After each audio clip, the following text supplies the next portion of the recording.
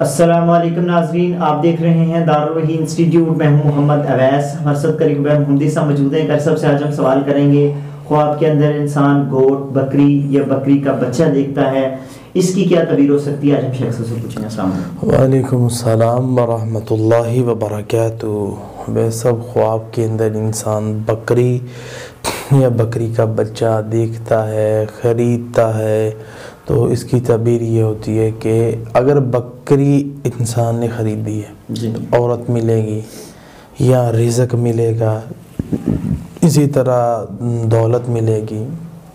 اس طرح خواب کے اندر بکری کا گوشت کھاتا ہے تو اس کی تعبیر ہوتی ہے کہ دولت آئے گی، نعمت ملے گی، رزق ملے گا۔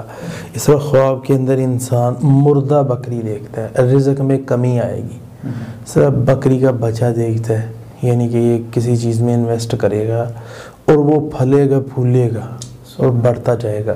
اور اللہ کے نبی صلی اللہ علیہ وسلم کی حدیث ہے کہ جس گھر میں بکری ہوتی ہے اس میں کبھی بھی بے برکتی نہیں آ سکتی، اس گھر میں اللہ تعالیٰ برکت پیدا کر دے گا۔ اس لیے گھر میں اگر آپ سمجھتے ہیں کہ غربت آ رہی ہے، آئے دن ہم ڈاؤن ہوتے جا رہے ہیں، تو گھروں میں بکریاں رکھیں، اللہ رب العالمین انشاءاللہ تعالیٰ آپ کے گھر میں برکت پیدا کر دے گا۔